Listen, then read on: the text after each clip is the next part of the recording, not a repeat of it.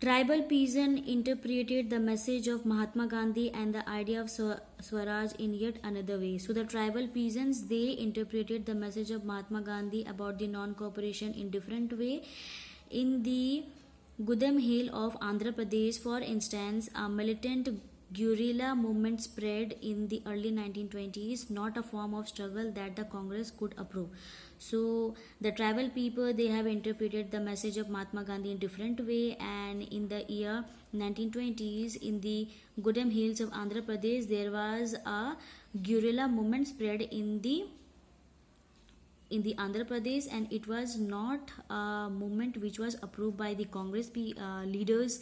Here, as in other forest region, the colonial government had closed large forest areas, preventing people from entering the forest to graze their cattle or to collect fuel, wood or fruits. So why they were revolting against the British? Because the colonial government had closed the forest area so that the tribal people cannot enter the forest in order to graze their cattle or to collect the fuel, wood or fruits.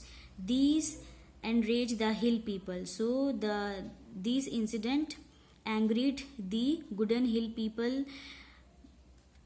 Not only were their livelihood affected, but they felt that their traditional rights were being denied. So they were not only angered because their livelihood were destroyed, but they also felt that their traditional rights and culture were being denied by the colonial government.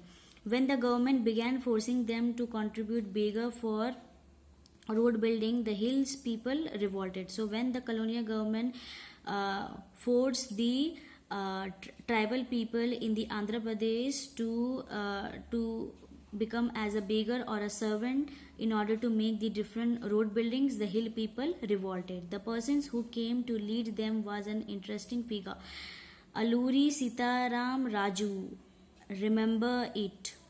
Claimed that he had a variety of special powers. He could make correct astrological prediction and heal people, and he could survive even bullet shot. So he is the person who claimed some superstitious belief that he had a variety of special powers. He can correct the astronomical prediction which was done to any person, and he can even heal a person, and he can even survive a bullet shot.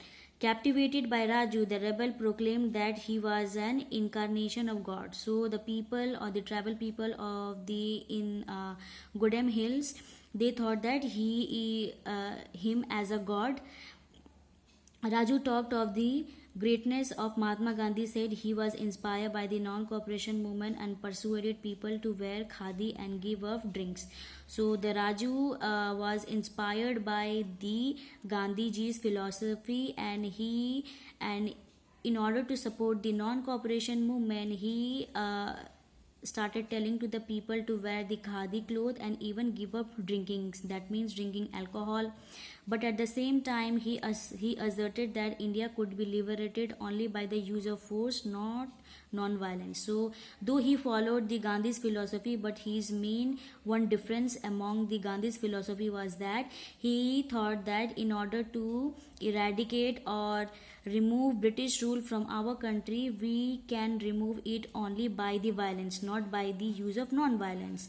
The Gudem rebel attacked police station, attempted to kill British officials, and carried on guerrilla warfare for achieving Swaraj.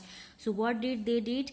They started revolting against the British rule. They attacked the police station of the British. They attempt to kill the British officials and carried on the guerrilla warfare for achieving Swaraj, that is freedom.